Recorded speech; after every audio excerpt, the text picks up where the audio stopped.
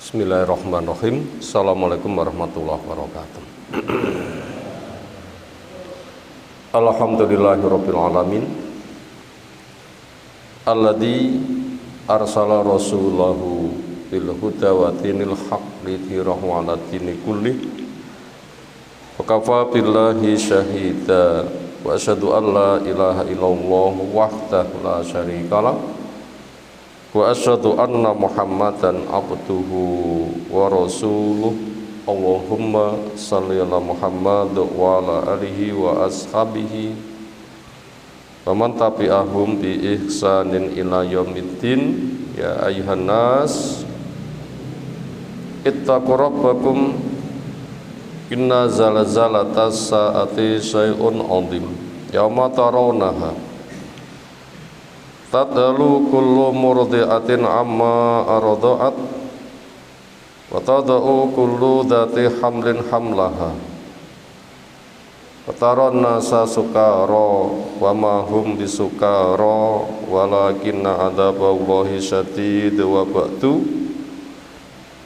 Wa inna astaqal hadisi kitabullah wa khairal hadyi hadi Muhammadin sallallahu alaihi wasallam.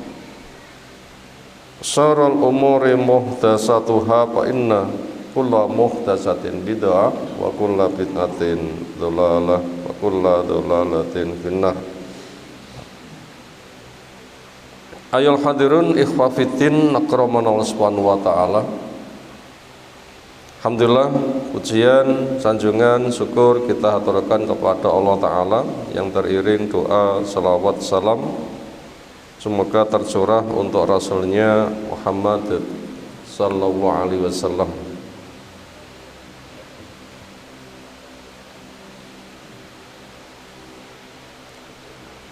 Kondisi hujan yang beberapa waktu lalu sering deras, bahkan beberapa tempat ada yang berhari menerus, bahkan lebat, bahkan dampaknya turah-turah, bahkan turah sing kebablasen. Nopo turah kebablasen? Anjir.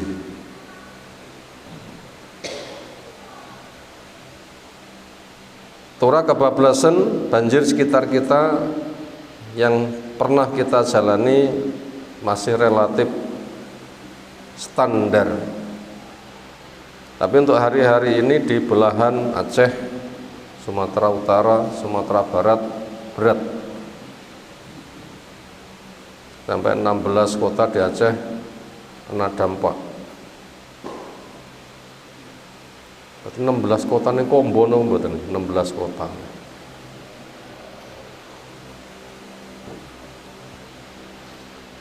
Secara umum bila kita mendengar kata hujan itu adalah keberkahan. Tapi hujan tetap dibagi menjadi dua. Ada istilah ghais, ada istilah mator. Istilah ghais ini identik dengan keberkahan. Sebagaimana doa Nabi sallam, Allahumma aghisna, Allahumma aghisna, Allahumma aghisna. Ya Allah, curahkan hujan yang bermanfaat. Itu istisqa Nabi, diantaranya menggunakan doa itu. Hujan yang seperti itu ini yang banyak mengandung keberkahan. Untuk menyuburkan masyarakat secara umum sebagai penegakan hujah modal dakwah, luasnya rahmat Allah, atau sebagai kenikmatan yang disegerakan. Kalau dunia tidak seberapa sudah besar, bagaimana nanti di surga? Yang seperti ini Allah menjelaskan, wa anzalna minas samaa'i ma'an mubarakah.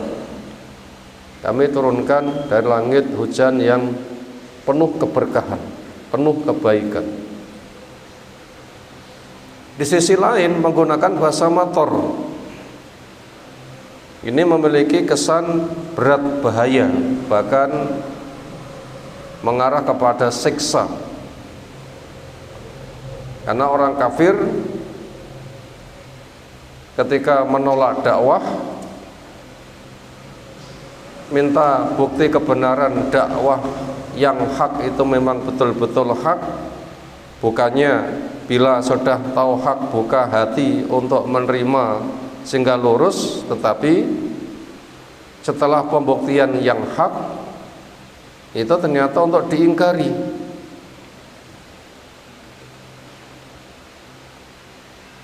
Semisal Abu Jahal atau yang lainnya mengatakan, Allahumma in kana hadza huwal haqqo min indika fa'amtir alaina hijaratan minas sama aw itina bi adzabin alim.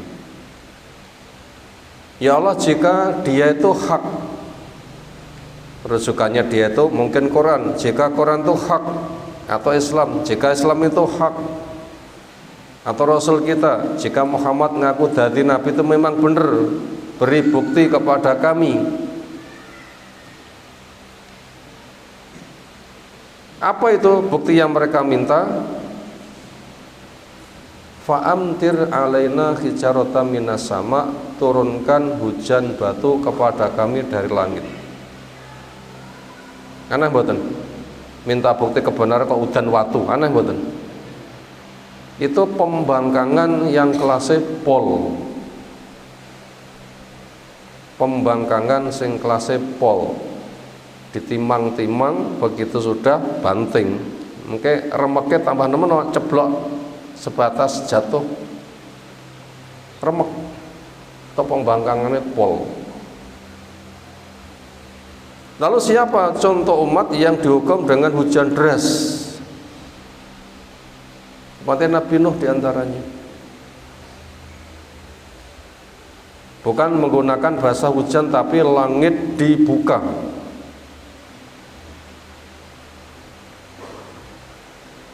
Sehingga bukan hujan tetapi ngrojok, namanya dibuka. Sebagaimana Allah menjelaskan, fa fatahna abwaabas samaa'i bima'in munhamir wa fajjarnal arda uyuna faltaqal ma'u ala amrin qad qudir wa hamalnahu ala dzati alwahi wa tusur tajri bi ayunina jazaa'an liman kana kufir. Kami buka pintu-pintu langit, tuh ngerojok nih air, dan kami juga pancarkan bumi sampai tungku-tungku pantesnya api, ini malah air.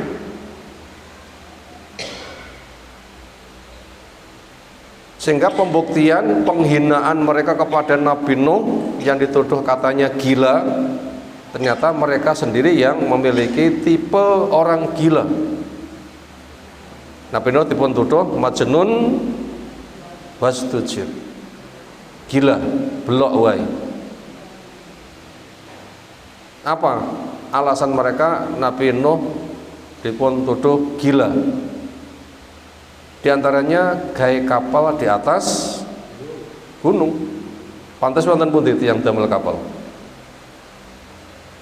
Jadi pantai, karek nyurung dimanfaatkan. Ini di gunung ini. Yang pemahaman mereka gunung itu akan melindungi air. Ada yang mengatakan wal jabalu ya'simuni minal ma', gunung itu akan melindungi saya dari air. Tapi karena langit dibuka, grojok, bumi dipancarkan, tidak karu-karuan, maka gunung pun tenggelam. Sehingga ketika mereka menuduh Nabi Nuh itu gila, nggak ada buktinya. Lawang gawe perahu kok naik gunung. Sekarang apa yang terjadi? Gunungnya tenggelam. Itu contoh umat yang dihukum dengan air deras. Maka daripada itu, bila musibah terjadi sana sini, sana sini, sana sini, termasuk Semeru juga mengalami erupsi yang juga dampaknya berat, sehingga banyak orang keluh kesah rumoso kena musibah, banyak kerusakan-kerusakan, maka itu semua adalah pengingat kepada kita secara sebab itu semua terjadi disebabkan oleh dosa-dosamu. Allah menyebutkan dhaharal fasadu fil barri wal bahri bima kasabat aidinas. Petaka, kehancuran, bencana-bencana yang terjadi di daratan, di lautan, napa sebabipun? Bima kasabat aidinas, dengan sebab dosa-dosa. Maka daripada itu, disitulah supaya kita harus semakin muhasabah. Ternyata hujan fungsinya banyak, salah satu sisi juga sebagai modal rahmat, sisi yang lain sebagai modal siksa. Makanya Nabi SAW ketika terjadi mendung itu gelisah, keluar masuk rumah, lebu metu. Kenapa? Karena khawatir itu termasuk siksa. Umatnya Nabi sinten sing diliputi mendung, dikira hujan, begitu wis prepet meh ceblok tiang podong lumpuk menyambut turunnya hujan, ternyata petir dahur gledek pol. Umatnya Nabi sinten? Nabi Soleh. Nabi Soleh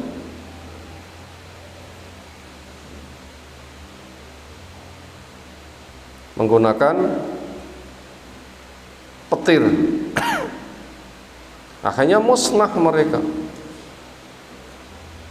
Nah, karena ada hujan punya dampak seperti itu, maka Nabi itu gelisah ketika ada mendung yang menyelimuti kepada masyarakatnya, ya, seperti itu. Maka daripada itu, ketika kita mendengar sing jenenge guruh, wonten kilate, wonten gluduke, wonten bledeke, tiga kata niki benten to nggih? Kilat napa malih? Gluduk, nomor 3 bledek. Lek kilat lap lap lap. Lek gluduk nggih gemuruh. Suarane gluduk gluduk gluduk ngoten. Lek bledek nyamber dahur. Ketika kita mendengar guruh, di situ ternyata sudah terbimbing untuk kita doa. Napa doanipun? Are kalau kita mirengne gluduk. Subhanalladzi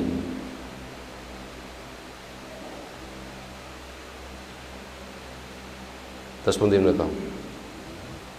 Subhanalladzi yusabbihu ra'du bihamdihi wal malaikatu min khifatihi. Subhanalladzi yusabbihu ra'du bihamdihi wal malaikatu min khifatihi. Maha suci Allah sing gluduk bertasbih dengan memahasucikan Allah. Demikian juga para malaikat.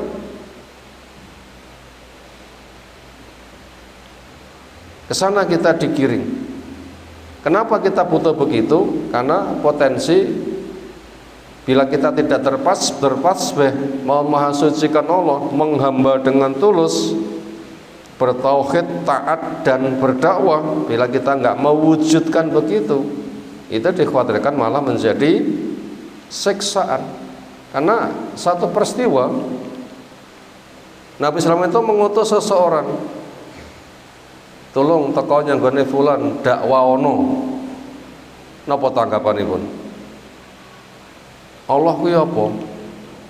Bahane wesi apa baja apa tembaga? Pol mboten lek ngenyek. Ketika balik matur do Rasul, dhek jawab ngeten. Wis kono balik ana omong ngono neh. Sami. Laporkan kedua, diutus kembali yang ketiga. Sami jawabannya. Apa yang terjadi? Sambil meledik. Makanya bila kita mengenal guru, apalagi meledik, ini mengingatkan kita untuk apa? Kembali kepada Allah Subhanahu wa taala, karena dibalik semuanya itu bisa jadi terjadi bencana. Itulah sikap Nabi SAW ketika kondisi seperti itu gelisah.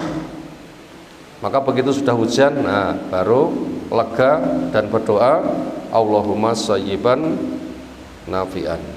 Makanya kita yang seger-seger seperti ini, air terkendali, melihat saudara kita yang terkena musibah, kita berdoa, doa pembentengan sekaligus doa untuk mendoakan.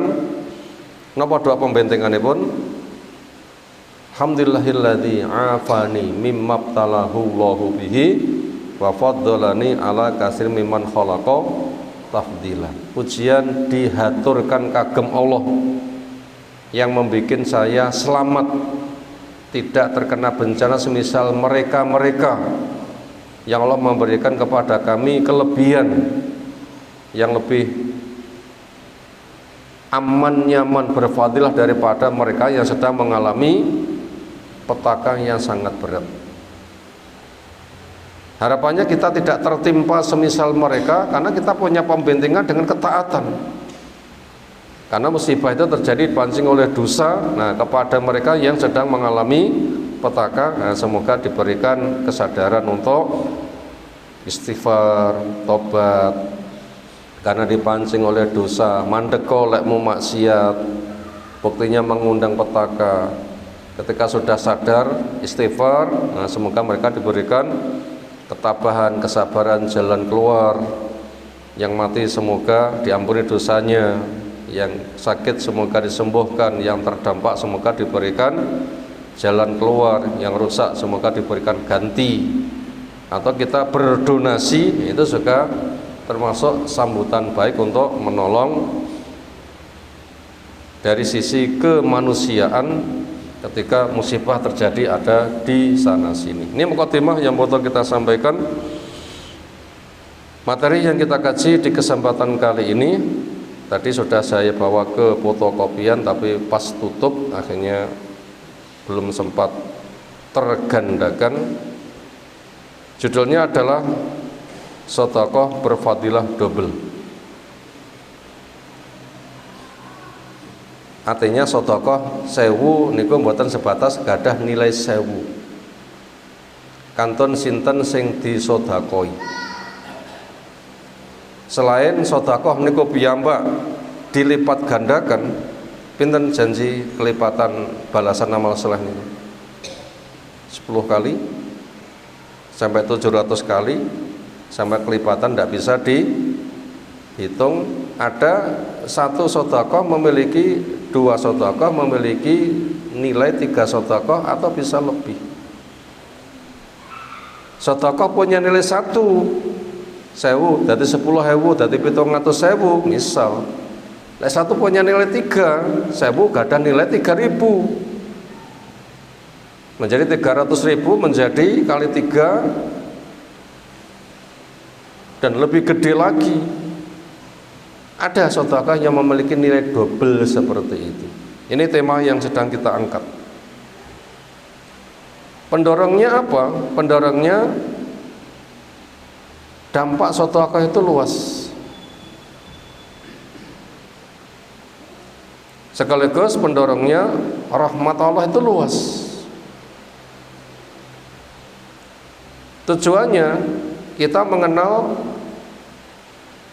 macam-macam sedekah yang berfadilah,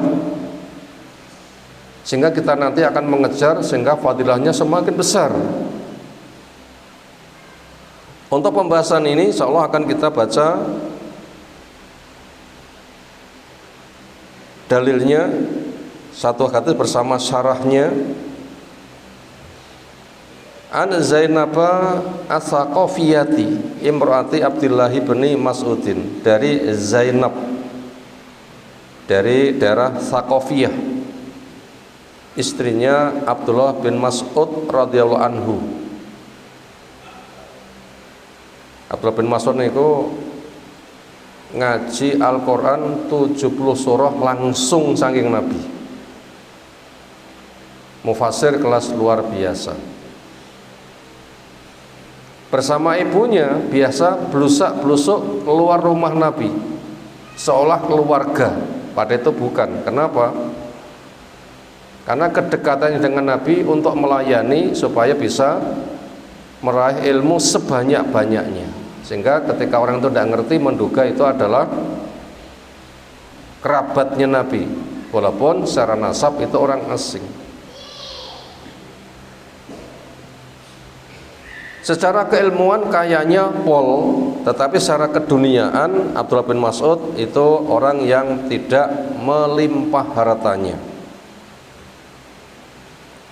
Istrinya cerita radhiyallahu anha, qala dawuh Rasulullah sallam, tasaddaqna ya ma'syaron nisa, bersedekahlah kalian wahai para perempuan. Sedekah niki kewajiban sedaya tiyang napa namung kagem tiyang setri mawon? Semuanya. Pesan Nabi sallam, ittaqinnar walau bisikit tamroh.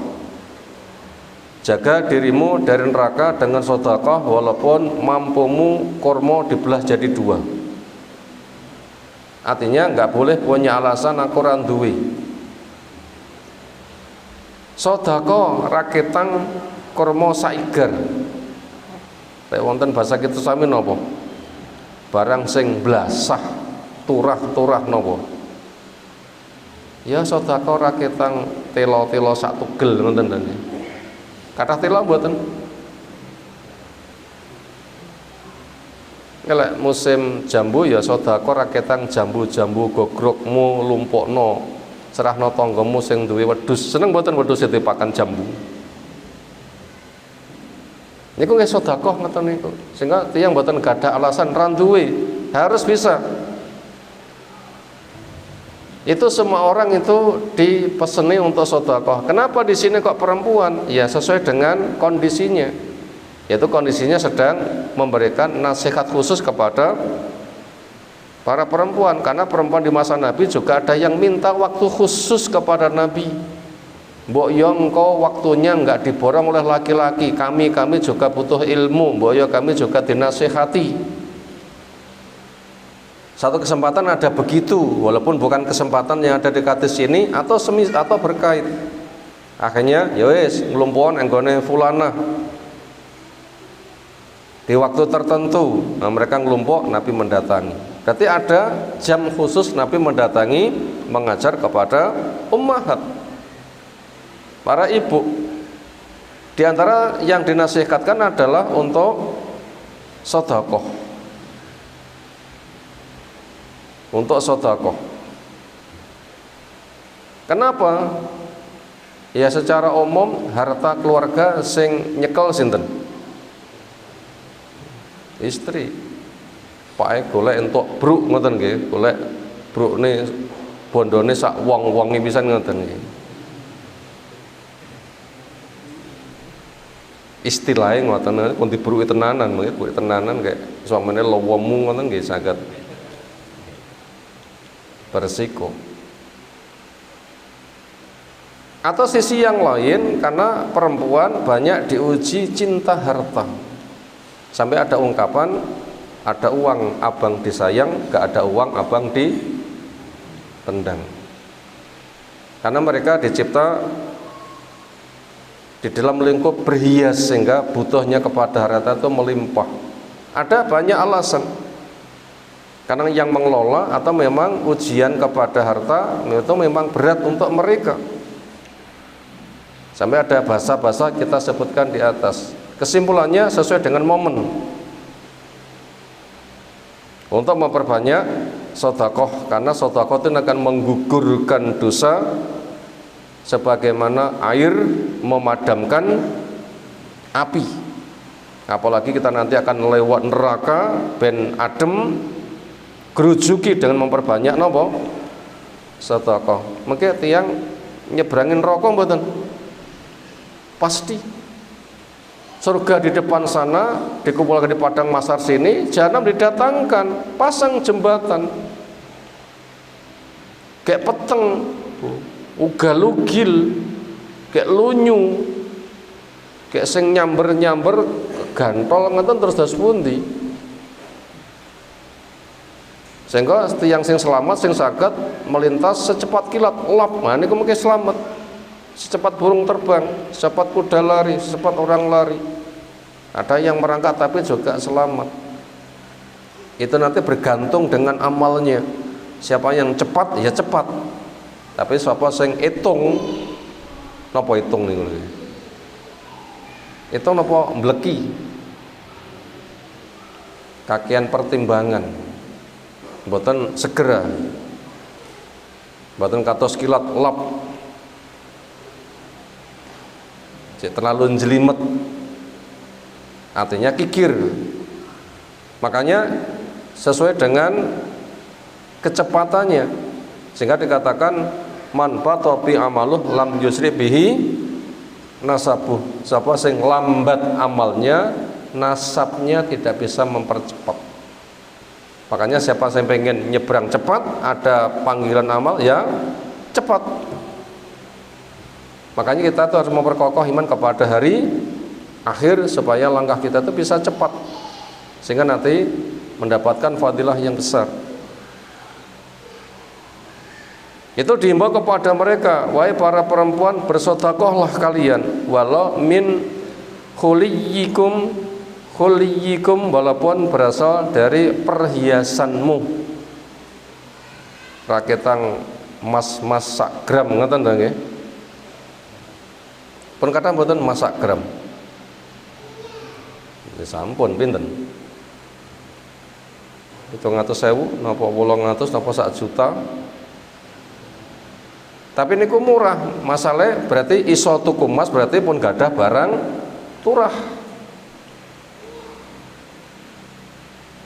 Walaupun berhias untuk membahagiakan suaminya boleh. Tetapi hiasan untuk sedekah lebih penting. Karena sedekah dampaknya pribadi selamat, datang bojone orang mesti saged menjamin, suami saged menjamin mboten? Suami mlebu surga keluargane katut, saged mboten? Lho mboten saged. Apalagi perempuan punya perhiasan, mungkin mahar atau apa itu milik pribadi. Sehingga langsung disegerakan untuk dikeluarkan tanpa minta izin kepada suami. Kenapa? Memang perhiasan itu milik pribadi. Dan istri boleh bersedekah tanpa minta izin suaminya apabila barang itu milik pribadi. Lek milik suaminya tidak boleh. Mengelola harta keluarga disedekahne sak sire mboten angsal. Tapi lek milik pribadi boleh. Andaikan diberikan kepada suami lebih bagus, tujuannya mungkin nanti sasarannya lebih tepat. Sasarannya lebih tepat. Tapi saya mikir dibantu sehingga nanti fungsinya lebih luas. Qolat, ia cerita, farajatu akhirnya saya pulang ila Abdillah bin Mas'ud kepada suamiku. Fakultu saya sampaikan pertimbangan. Innaka rajulun khafifu dzatil yad. Sesungguhnya engkau seseorang yang memiliki tangan yang ringan. Sampeyan kuwi laki-laki sing tangane enteng napa? Nerah nyekel watu bangke enteng lho nggih. Nyekel watu bangke malih abot. Artinya apa? Miskin. Enggak ada yang dipegang, tangannya ringan. Qad amarona bisadaqati, di mana Nabi sallallahu wa inna Rasulullah sallallahu qad amarona, beliau sallallahu memerintah kepada kami bisadaqati untuk sedekah. Maka untuk itu fatihi fasalu, tolong engkau datang kepada Nabi untuk bertanya karena saya mau sedekah. Fa in kana dzalika yujzi'u anni, maka apabila ada sedekah itu bisa mencukupi kepada saya, yaitu biasanya si istri ini memberikan sedekah kepada suami dan anak yatim yang diasuh oleh suami. Kenapa istrinya kok sedekah datang suami? Miskin. Jadi tambah kondisi miskin, ngapain bocah yatim? Makanya istri banyak memberi sedekah. Apabila sasaran seperti ini sudah cukup, ya sudah, sedekahku nanti akan saya salurkan sebagaimana adanya. Wa illa, dan jika tidak cukup, ada tempat lain yang fungsinya fadilahnya lebih gede, saraftuha ila gharikum, akan saya serahkan sedekah ini kepada selain kamu. Berarti kalau gitu mencari peluang sedekah yang fadilah luwih gede. Arek kalau tiyang menika milih kagungan hak milih niku pantese milih napa merem, sing penting nyekel. Jawab, ya harus milih. Karena sedekah itu nilai berbeda-beda. 1000 punya nilai 1000, 1000 punya nilai 2000, 1000 punya nilai 3000, macam-macam itu fadilahnya.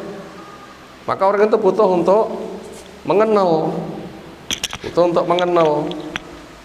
sehingga nanti fadilahnya besar.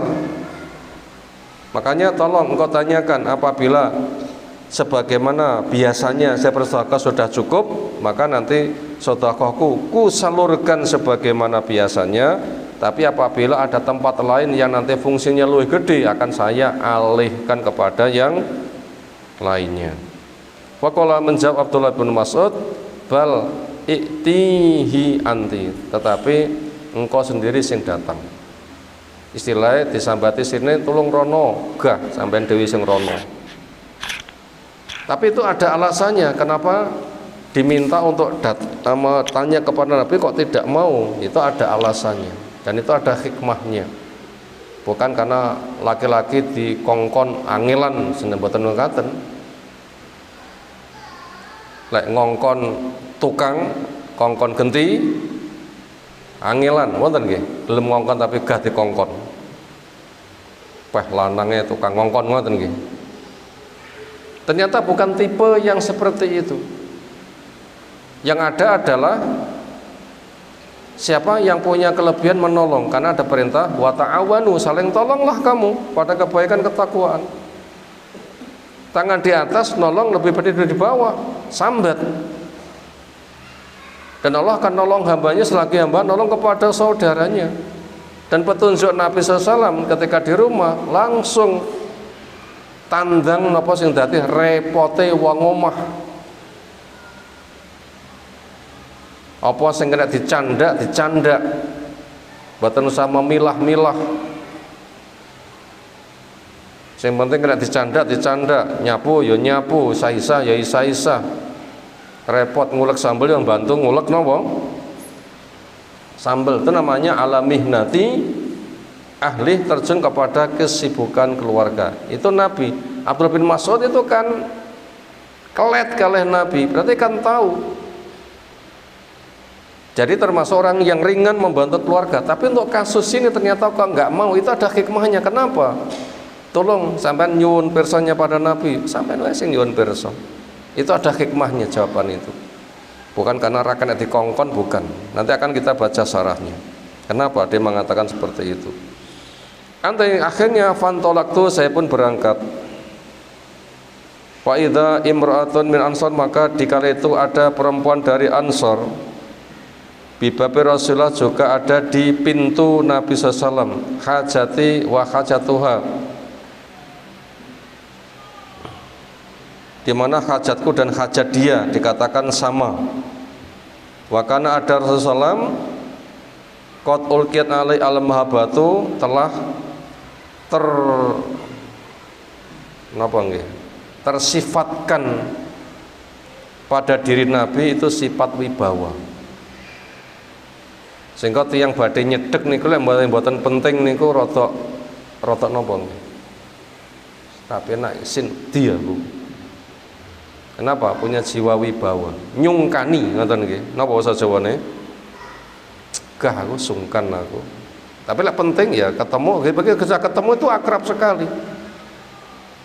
Orang ketemu itu sungkan. Tapi ketika sudah ketemu, dia merasa seperti orang yang paling diakrabi oleh Nabi. Itu sifat Nabi Shallallahu Alaihi Wasallam. Fakharaja alaina, maka keluar menjumpai kami si Bilalun Bilal. Fakulna lahu, kami sampai pada Bilal. Ikti Rasulullah, hi Bilal, tolong suwano kepada Rasul sallam. Fakhbirhu, aturno kepada Nabi sallam.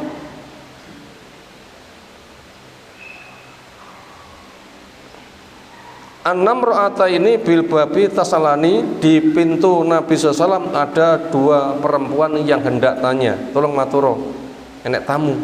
Dua perempuan mau bertanya. Nah begitu.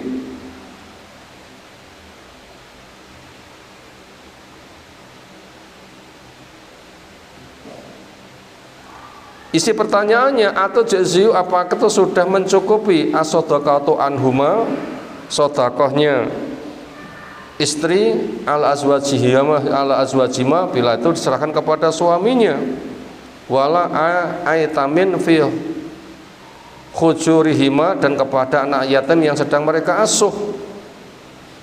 Apa itu termasuk sasaran sodakoh yang hasilnya itu sudah maksimal? Pertanyaannya begitu. Jajal aturno kepada Nabi SAW. Wala tukhbirhu man nahnu, tapi jangan kau beritahukan siapa kami. Kenapa? Malu. Cukup kami mendapatkan jawabannya saja. Akhirnya fatakhola, masuklah si Bilalun Bilal ala Rasulullah untuk sowan kepada Rasul sallam. Fasalau, kemudian nyuwun pirsa kepada Nabi sallam. Do Rasul sallam ada dua perempuan sing badhe nyuwun pirsa dateng panjenengan. Kaparenga panjenengan kersa paring jawaban. Faqala, menanya lau kepada Bilal Rasul sallam, manhuma, sapa dua perempuan itu. Bilal malah repot mboten. Mengke diketik aja tok ceritane, sekarang Bilal ditanya sopo, dijawab mboten? Ya harus dijawab. Ya tadi kan sudah dipeseni, diketik aja tok ceritane siapa kami. Tapi ditanya oleh yang memiliki hak menjawab, ya harus dijawab. Pertama harus menentukan skala prioritas. Yang kedua, orang jawab itu enggak semata jawab, tapi harus tahu kondisinya. Harus tahu kondisinya. Tapi antara A, B soalnya sama, tetapi kondisinya berbeda, nanti jawabannya berbeda. Dokter niku kalau wonten tiyang sing teko langsung diparing obat apa napa nih? Didiagnosa taekoni mawon ngoten. Panggih ngoten ta nggih? Napa Pak gerahipun dicek bobote, denyut nadinya, keluhane, rasane, sudah berapa waktu. Ini kan banyak pertanyaan. Lah orang ditanya harus tahu persis keadaannya, sehingga nanti ibaratnya dokter diagnosanya lengkap, sehingga nanti akan tahu oh obatnya ini. Orang jawab juga sama, makanya siapa yang bertanya itu harus diperinci dulu, sehingga apabila ada pertanyaan dirahasiakan, nanti jawabannya nggak bisa menjangkau. Kenapa? Nggak ngerti apa sing tak tekok nih.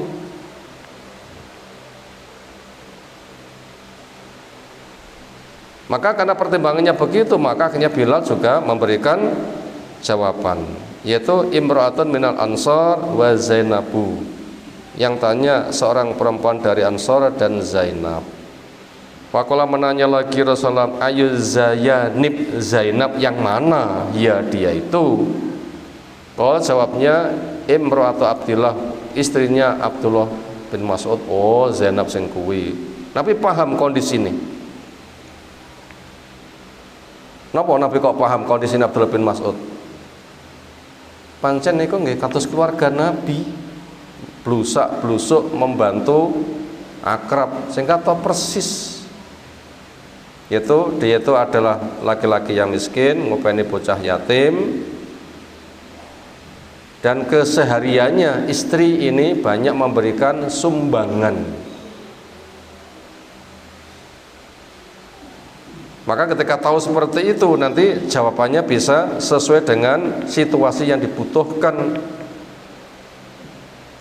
Faqala, maka memberikan jawaban Rasul SAW, lahum ajron, untuk keduanya ada 2 pahala. Bukan 1000 hanya punya nilai 1000, tapi 1000 punya nilai 2000 misal.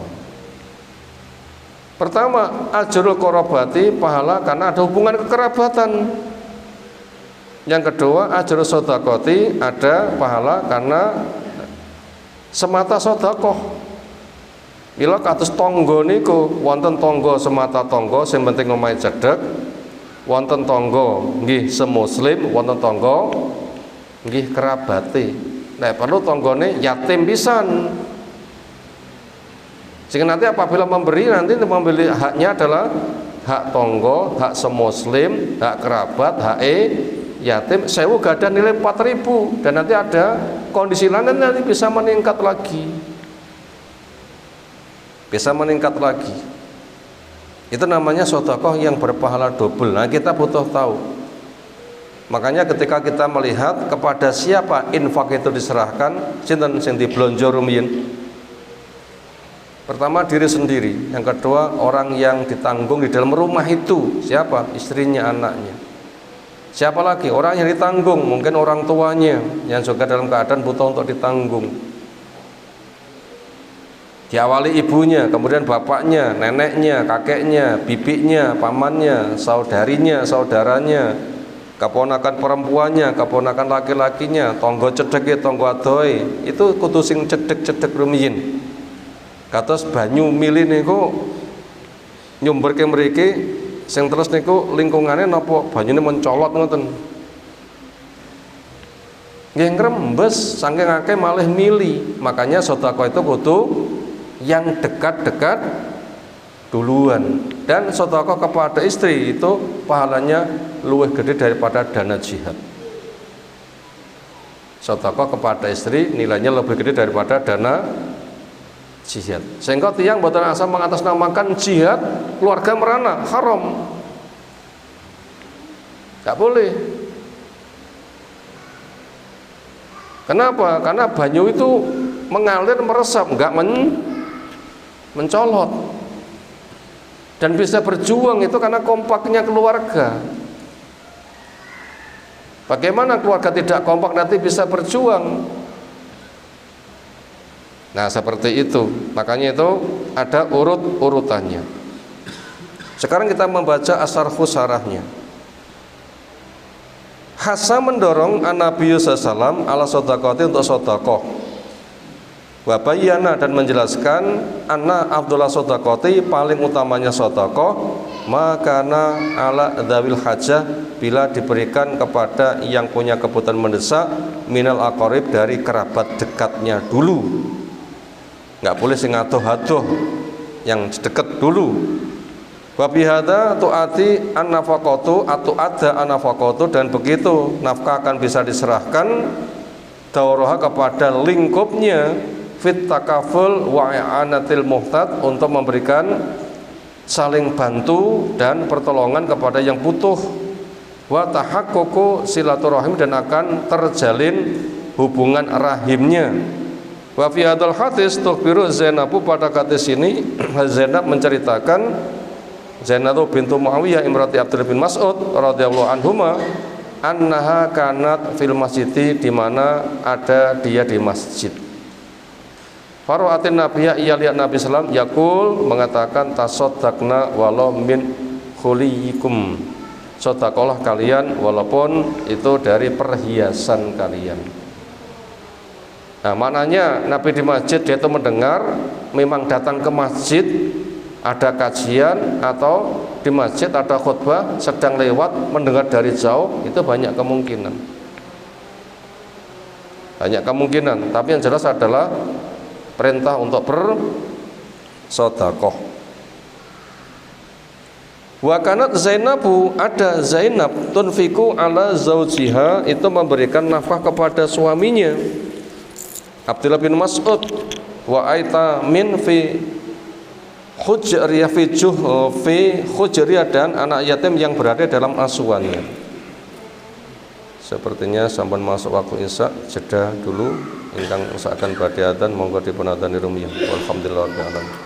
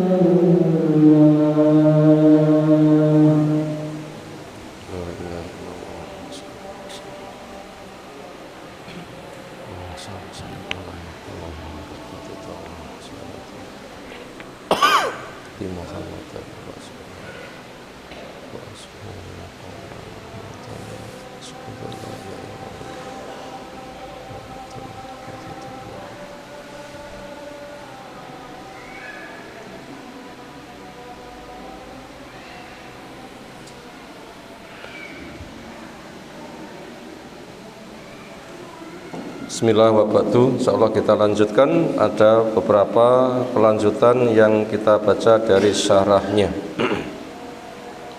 Sebab kenapa istrinya Abdullah bin Mas'ud itu sedekahnya kepada suami. Pertama, suaminya miskin. Yang kedua, juga suaminya ngopeni anak yatim. Berarti ini pelajaran kepada kita, siapa yang berkeluarga belum tentu duit neko apa istilahnya, koceh duit nggih. Mboten mesti koceh duit. Ada yang longgar, ada yang sempit.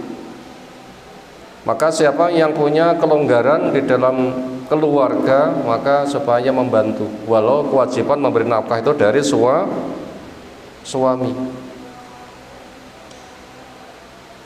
Karena siapapun punya kesempatan sedekah, maka istri nggak boleh mengatakan kon laki-laki sing blonjo, mosok sini perempuan kon blonjo. Ya jangan begitu. Secara kewajiban memang betul, tapi secara kenyataan siapa yang punya kelebihan membantu yang punya kekurangan. Memang Allah membikin kaya miskin itu begitu. Lihatlah kita ba'du malah ba'din suhriya, supaya terjadi mitra kerjasama. Ibaratnya kados banyu, di mana yang punya ukurannya lebih tinggi akan mengalir kepada yang lebih rendah, nanti akan menjadi rata, sehingga nanti akan seimbang. Itu secara kewajiban suami, tapi secara kenyataan siapa yang punya kelebihan maka dia membantu kepada yang punya kekurangan, apalagi di situ ngopeni bocah yatim. Mungkin nggak sempat kerja nopo ngopeni bocah yatim. Di balik itu wali yatim nggak boleh makan harta anak yatim, kecuali pancen keluwen sebatas makan bareng untuk menghilangkan luwe itu boleh. Maka ini bisa dibilang ngopeni bocah yatim nggak sempat bekerja, makanya hartanya menjadi sedikit. Kenapa? Nggak kok bekerja, tapi tenaganya ngopeni bocah yatim. Di balik itu siapa si yatim? Hum banu akhiha wa banu ukhtiha.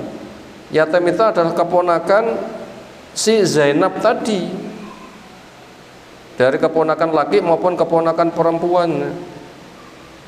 Jadi si suami itu ngopeni ponakane istri, bukan ponakannya sendiri. Maka untuk itu Zainab ketika memberikan nafkah kepada suaminya pantas. Karena memang bisa dibilang ngopeni bocah yatim, kayak bocah yatim ini ponak aku dewi, pengingatan dan gini bahasanya. Fatalabat min zaujiha Abdullah bin Mas'ud radhiyallahu anhu, maka istri minta kepada suami ayas ala Rasulullah, untuk tanya pada Rasulullah SAW an sihati infaqiha alaihi, apakah itu sudah tepat sasaran, fadilahnya paling gede. Bahkan Abdullah rajulan fakir, miskin masalahnya, wala aitami aqrabilaha, dan ngopeni bocah yatim kerabatnya si istri. Wal yakfi dzalika an shadaqati, apa itu sudah cukup memadai tanpa disalurkan kepada tempat yang lain. Faqala laha Abdullah, maka si suami menjawab, sali anti Rasulullah, engkau saja yang tanya pada Nabi SAW.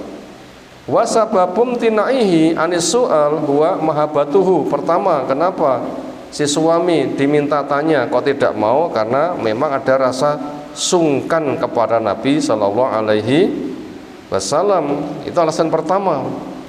Yang kedua, walala imtina'ahu li'anna su'al minhu yumbi'u anit toma. Apabila yang tanya dia sendiri itu memiliki kesan rakus.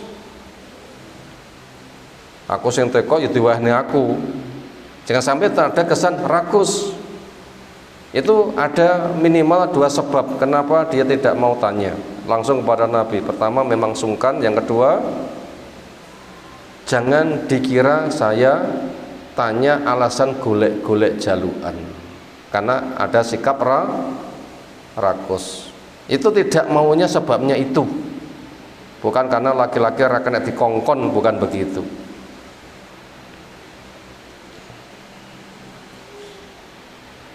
Maka dijawab ternyata betul mendapatkan 2 pahala, yaitu ajrul qorobah, pahala karena kekerabatan, wa silaturahim, dan pahala karena nyambung rahim, wa ajrul shadaqah, dan juga karena ada pahala dari sedekah itu sendiri. Jadi pahala sedekah semata sedekah, yang kedua ada kekerabatan, yang ketiga ada urusan anak yatim.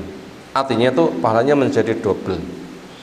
Wa fil hadis al-hasu ala infaq al-aqarib wa silaturahim, pada hadis ini dorongan kepada kita supaya gemar berinfak kepada kerabat dan yang memiliki hukuman rahim. Wa anna dzalika fi ajran, mendapatkan pahala double. Wa fi, dan pada hadis ini juga masru'iyatu tabarru'ul mar'a bimaliha bi ghairi idzni zaujiha, diizinkannya perempuan berderma dari harta sendiri tanpa izin suami. Boleh, kenapa? Memang hartanya sendiri, tapi bila pemberitahuan sehingga nanti ada masukan lebih bagus, itu lebih bagus. Waqat tasaddaqna mubasharatan bil khuliyyi wa bil aqrad allati fi adanin, di mana mereka bisa sedekah secara langsung dari perhiasannya, gelannya, antingnya, atau sesuatu yang ada di telinga mereka. Wa fi masriyatu idatil imam Anisa, di sini juga adanya ketetapan hukum supaya perempuan pun juga diajari. Wa fi masriyatu tahatus rajul ma'an nisa al-ajanib indal hajah, ini juga diperbolehkannya laki perempuan asing itu ngobrol. Kenapa? Sesuai kebutuhan. Bukan ngobrol nek ngomah waleh karo bojone malih macari tanggane senes to nggih. Wonten nek ngomah waleh karo bojone malih ngobrol kalih tanggane, ngoten wonten nggih. Nah, ndak boleh itu. Bolehnya ngobrol laki perempuan ya karena perlu. Napa perlune? Ya kayak tamu, tuan rumahnya ada pembantu, lek enek tamu lapor kepada tuan rumah, nanti ngobrolnya tolong sampaikan kepada tuan rumah, kami bertamu ingin ketemu. Lah ngobrol semisal itu yang hukumnya diperbolehkan. Bukan ngobrol nek ngomah waleh karo bojone golek sawangan eseme bojone tanggane senes ngoten nggih. Niku pun benten malih niku pun. Dan ditambah lagi wa amril fitnah, aman dari fitnah. Faqat tahaddasat Zainab ma'a Bilal, maka beberapa Zainab berbincang dengan Bilal, wa raja'nahu bi ilmi Rasulullah, dan berulang pembicaraan itu semuanya sepengetahuan Nabi SAW di masa turun wahyu, ternyata tidak dikritisi, tidak dikritik. Itu menunjukkan apa? Akan kebolehannya. Alhamdulillah, materi telah selesai kita baca. Berikutnya kita masuk kepada rangkuman. Mau dicatat silahkan. Pertama, ujian umat ini adalah melimpahnya harta dan cinta kepada harta. Ini pelajaran pertama. Ujian umat ini adalah melimpahnya harta dan cinta kepada harta. Jadi Nabi meninggal, umat dijamin mungkin makmur. Makanya yang dikhawatirkan Nabi itu bukan miskin, tapi malah harta melimpah, dan akan condong orang untuk mengejar. Ini ujian umat ini, cinta pada harta dan mengejarnya. Yang nomor dua, harta bisa menjadi modal selamat dan bisa menjadi modal celaka. Yang kedua, harta bisa menjadi modal selamat dan juga menjadi modal celaka. Titik, itu nomor dua. Harta bisa menjadi modal selamat dan juga menjadi modal celaka. dengan kikir menghalalkan segala cara, harta digunakan untuk modali kejahatan. Nah ini dengan modal harta untuk kehancuran. Tapi tahu fungsi harta, mencari dengan baik, niatnya untuk infak, mandiri, bisa memberi, bisa sedekah, bisa nanggung, bisa umroh, bisa mendanai jihad. Nah, harta untuk seperti itu fungsinya sangat besar. Yang ketiga, nasihat disampaikan kepada umat bersifat menyeluruh, laki maupun perempuan. Itu nomor 3, nasihat disampaikan kepada umat bersifat menyeluruh, laki maupun perempuan. Sehingga nggak cukup hanya nasihat buat laki saja, tapi juga untuk perempuan. Walaupun nanti laki-lakinya juga menasihati kepada istrinya, tapi semuanya memiliki hak untuk mendapat nasihat langsung dari guru pusat. Di rumah suami sebagai guru pusatnya, ya di masjid ada imamnya, di masa Nabi ada nabi, dan itu memiliki hak masyarakat belajar langsung kepada sumber ilmunya. Kemudian pelajaran yang keempat, jalan keluar supaya tidak terkuasai fitnah harta dengan senang sedekah. Yang keempat, jalan keluar supaya bisa tidak terkuasai fitnah harta dengan cara seneng berinfak. Tiang sing seneng infak niku selamat. Tiang sing seneng infak niku selamat. Kenapa? Ada rasa kasih sayang. Mesakne tak wei, mesakne tak wei, mesakne tak wei. Ada kan kasih sayang. Tapi lek ora seneng infak cethil, konon duwe makseng, konon duwe makseng. Yo duwite akeh, iso tuku-tuku, ngungu tuyul niku. Kadang ngoten nggih. Lek seneng infak mboten, mesakne bantu, ada rasa kasih sayang. Ada rasa kasih sayang. Lalu pelajaran berikutnya, ketika menyalurkan infak kepada yang paling dekat dulu, lalu berikutnya. Nomor 5 nggih. Ketika menyalurkan infak kepada siapa? Yang dekat-dekat dulu, lalu berikut dan berikutnya. Yang terakhir, sedekah ada yang memiliki nilai ganda. Makanya kejar yang ganda dulu.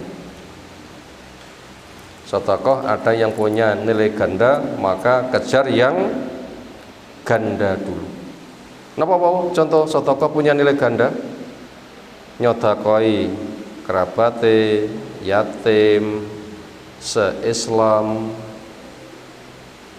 ke tonggo pisan. Niki penggandaannya berapa kali? Banyak. Makanya sedekah ada yang punya nilai ganda, kejar yang memiliki ganda dulu. Nah, demikian yang kita sampaikan di taklim kita malam hari ini. Insyaallah kelanjutannya kita sambung waktu yang lain. Semoga apa yang telah kita pelajari Allah berikan ilmu bermanfaat untuk kita semuanya. Ada pertanyaan dipenaturaken? Nggih. Tolong dijelaskan surat Al-Maidah ayat 47, ayat 44, ayat 45. Kalau kita renungkan awalnya ayat tadi, maknanya sama, penghujungnya surat berbeda. Contoh begini, ayat 47. Wa malantum bima anzalallahu alaika humul fatikun. Pas galimun humul kafirun. Itu kan awalnya sama tapi penghujungnya tidak sama. Wa man lam yahkum bima anzalallah sama. Berikutnya faulaika, akhirnya berikutnya ada yang zalimun, fasikun, kafirun, ngoten nggih.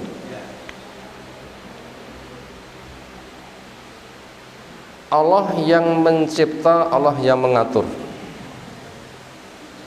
Kita dicipta harus siap diatur. Ini hukum pasti. Allah mencipta, Allah yang mengatur. Kita dicipta siap diatur. Berikutnya macam-macam wong sing maneni aturan Allah. Macam-macam tiang sing maneni, enggak mau berhukum dengan Allah berarti kan maneni hukumnya Allah. Tiang sing maneni iku hukumnya sak hukum napa kathah hukum? Banyak hukum. Misalnya pun tiang sing nyolong, ini mungkin hukumnya pun padha napa benten-benten. Benten-benten. Sing dicolong pomone padha-padha 0,5 juta.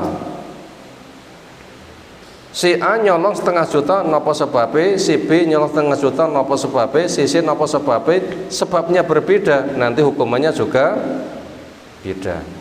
Sing sitok lha aku ora duwe apa-apa, wis aku sowan paring ana penggawean kena dingin-jingan raketang aku diparingi sego sak puluhan, apa enggak diparingi ya. Kono ya penggaweane sak pirang-pirang, nyapu-nyapu ya jane ya sak penggaweane pirang, besik-besik suket ya tapi aku ya enggak diparingi. Aku golek-golek ya ora entuk, gak kuat to kempet luwe, ya kepeksa.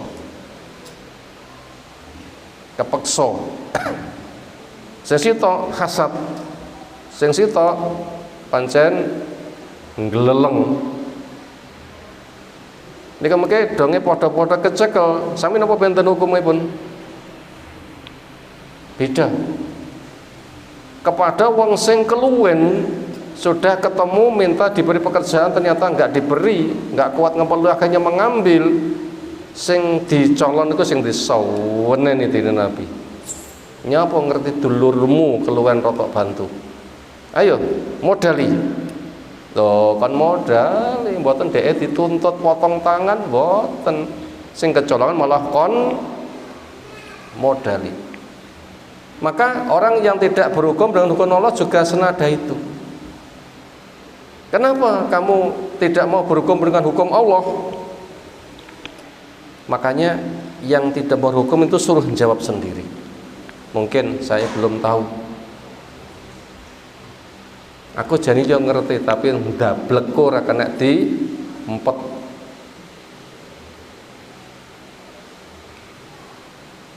Nyapa ndak tak melu. Hak asasi. Neraka yo aku dhewe.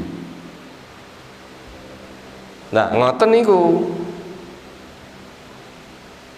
Pertama mungkin belum tahu, ya semata itu sebuah kesalahan, fasik meninggalkan ketaatan.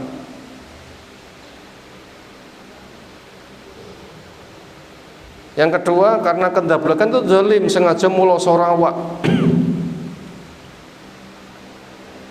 Yang ketiga kafir itu sengaja menutup diri, menutup mata, tutup telinga, nutup hati. Nyapa ndak dadi kongkon. Surga neraka kan ya terserah aku dewi. Nah, ini sakit murtati yang sing ngoten niku. Jadi mana wa man lam yahkum bima anzala fa ulaika humul kafirun, ini untuk pembangkang. Nanti bisa neraka selamanya. Karena membangkang juhud, sengaja ngemoi, maneni, nantang kelas iblis. Wonten sing karena belum tahu ya sebuah kedoliman, nanti diingatkan dia itu sadar. Anda yang ndablek fasik berarti meninggalkan ketaatan dengan kemaksiatan. Nanti kadar dosanya berbeda-beda. Kadar dosanya berbeda-beda. Bagaimana membedakannya? Kembali kepada ditanya, nyapa nyolong. Sesuai dengan kadarnya dari jawaban yang ia sampaikan. Wallahu alam. Terus pundi? Diperinci. Nggih.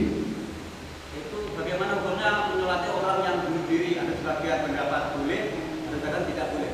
Orang yang bunuh diri menyolati orang yang bunuh diri. Bunuh diri pesan Nabi SAW ajilah hada, wong iki kesusu. Tapi Nabi nggak mengatakan kamu neraka selamanya, tapi wong iki kesusu. Semisal itu Nabi nggak mau nyolati, tapi yang lainnya sholatilah. Pesan Nabi, shollu ala sahibikum, dulurmu sholatono. Mereka tuh penasaran, nyapo, ternyata bunuh diri. Akhirnya bila kita membaca di Risalah Jenazah tulisan Syekh Albani rahimahullah ta'ala, Muslim yang punya dosa besar tetapi enggak menyebabkan kemurtadannya, maka tetap disolati. Sing nyolati kaum muslimin umum saja, bukan ahli ilmunya. Jadi Mbah Yai ini, Mbah Yai terus pundi wis kono salatan aku ora usah wae. Lah aku malu nyolat niku dianggap benerake. Iki bentuk ingkarku ngono ki ora oleh, aku ora usah. Awakmu sing nyolati. Lah ngoten niku, tokoh-tokohnya saja yang tidak menyolati. Nanti masyarakat yang lain tetap menyolatinya. Demikian yang kita sampaikan. Bila benar semata rahmat dari Allah, bila salah memang kita punya keterbatasan. Semoga Allah membimbing kita semuanya. Subhanakallahumma bihamdika asyhadu an la ilaha illa anta astaghfiruka wa atubu ilaik. Assalamualaikum warahmatullahi wabarakatuh.